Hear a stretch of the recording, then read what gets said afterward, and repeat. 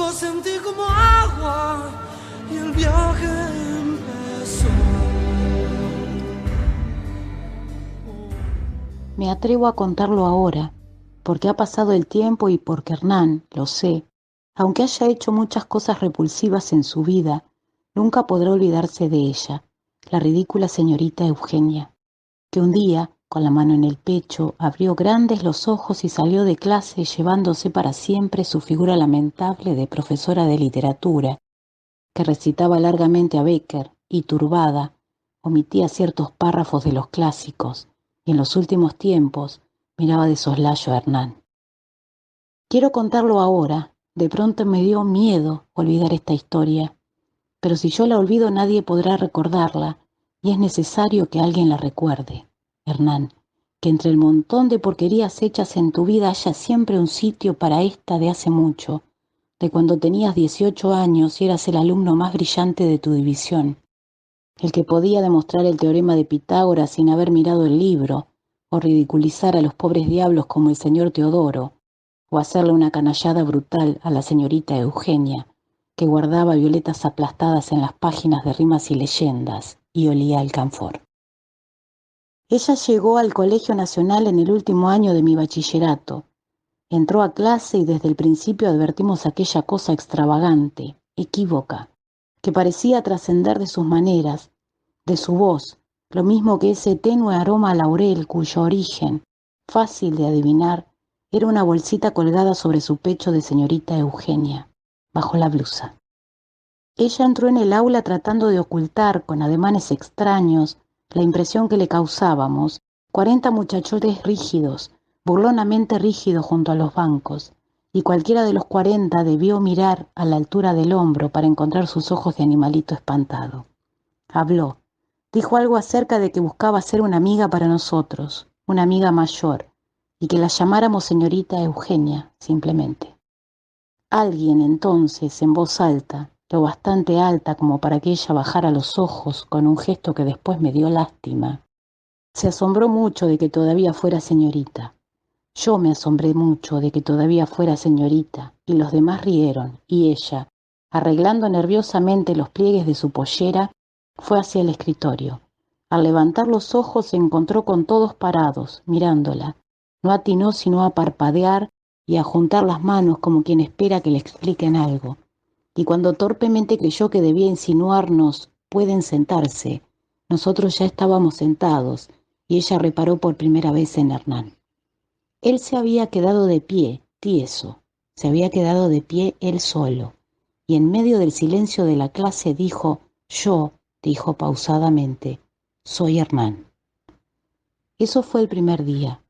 Después pasaron muchos días, y no sé, no recuerdo cómo hizo él para darse cuenta. ¿Acaso fue por aquellas miradas furtivas que al llegar a ciertos párrafos de los clásicos, la señorita Eugenia dirigía hacia su banco? ¿O acaso fue otra cosa? De todos modos, cuando se lo dijeron ya lo sabía. Me parece que la vieja, le dijeron, y Hernán debió fingir un asombro que jamás sintió, puesto que él lo había adivinado desde el comienzo, desde que la vio entrar con sus maneras de pájaro y su cara triste de mujer sola, porque Hernán sabía que ella se inquietaba cuando él, acercándose sin motivo, recitaba la lección en voz baja, íntima, como si la recitara para ella. Este Hernán es un degenerado. Te admiraban, Hernán. Pobre vieja, ¿te fijaste? Ahora se le da por pintarse. Porque de pronto la señorita Eugenia, que leía a Bécquer, empezó a pintarse absurdamente los ojos de azul. Y la boca.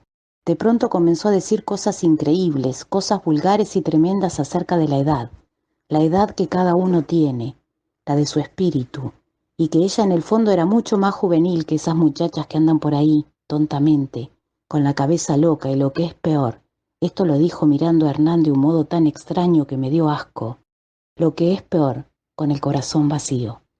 ¿A que sí? Ya no recuerdo con quién fue la apuesta.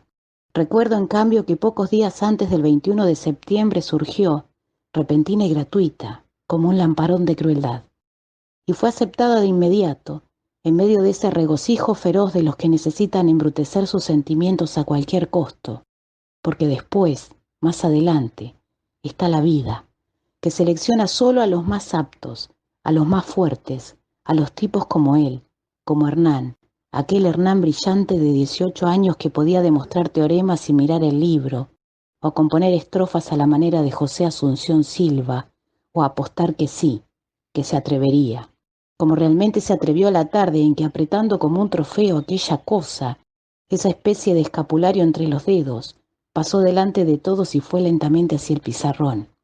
Porque los que son como vos, Hernán, nacieron para dañar a los otros, a los que son como la señorita Eugenia.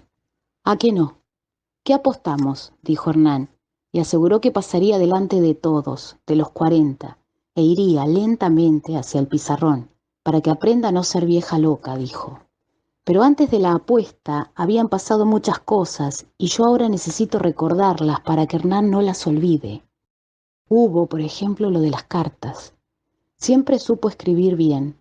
Desde primer año había venido siendo una suerte de fénix escolar, fácil, capaz de hacer versos o acumular hipérboles deslumbradoras en un escrito de historia. Pero aquella primera carta, a la que le seguirían otras, ambiguas al principio, luego más precisas, exigentes, hasta que una tarde en el libro que te alcanzó la señorita Eugenia apareció por fin la primera respuesta, escrita con su letra pequeña, redonda, adornada con estrafalarias colitas y círculos sobre la I. Fue una obra maestra de maldad.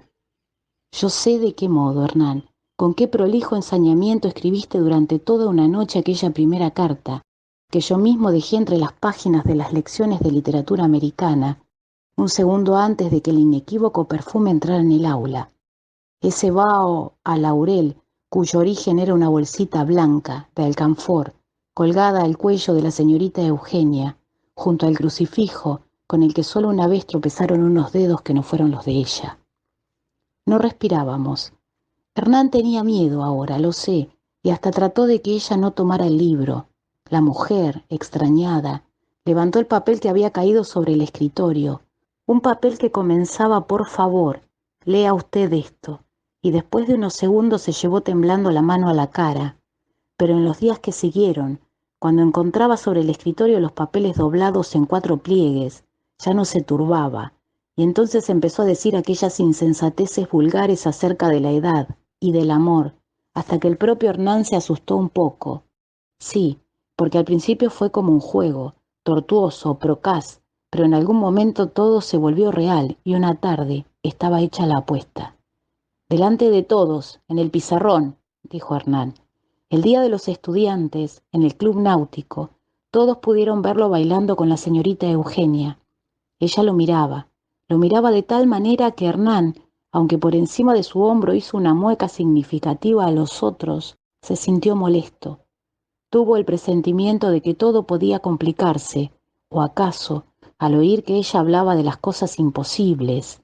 Hay cosas imposibles, Hernán, usted es tan joven que no se da cuenta. Pensó que se despreciaba. Pero aquel día la apuesta ya había sido aceptada y uno no podía echarse atrás, aunque tuviera que hacerle una canallada brutal a la señorita Eugenia, que esa tarde llevaba puesto un inaudito vestido, un jumper, sobre su blusa infaltable de seda blanca. Por eso, sin pensarlo más, él la invitó a dar un paseo por los astilleros, y los otros, codeándose, vieron cómo la infeliz aquella salía disimuladamente, seguida por su ridículo perfume a alcanfor, y seguida por mí, que antes de salir le dije a alguno, préstame las llaves del coche. Y me fueron prestadas, con sonrisa cómplice, y cuando yo estaba saliendo, con el estómago revuelto, oí que alguien pronunciaba mi nombre. Hernán. ¿Qué quieren?, pregunté. Y me dijeron la apuesta, ojo con la apuesta. Y yo dije que sí, que me acordaba, como me acuerdo de todo lo que ocurrió esa tarde en los galpones, contra un casco a medio calafatear, y de todo lo que ocurrió al otro día, en el Nacional, cuando ante la admirada perplejidad de 40 muchachones, yo caminé lentamente hacia el pizarrón, apretando entre los dedos esa cosa, esa especie de escapulario, como un trofeo. Y me acuerdo de la mirada de la señorita Eugenia al entrar en la clase, de sus ojos pintados ridículamente de azul que se abrieron espantados, dolorosos, como de loca, y se clavaron en mí sin comprender, porque ahí, en la pizarra, había quedado colgada, balanceándose todavía, una bolsita blanca de alcanfor. Ellos vienen siempre, yo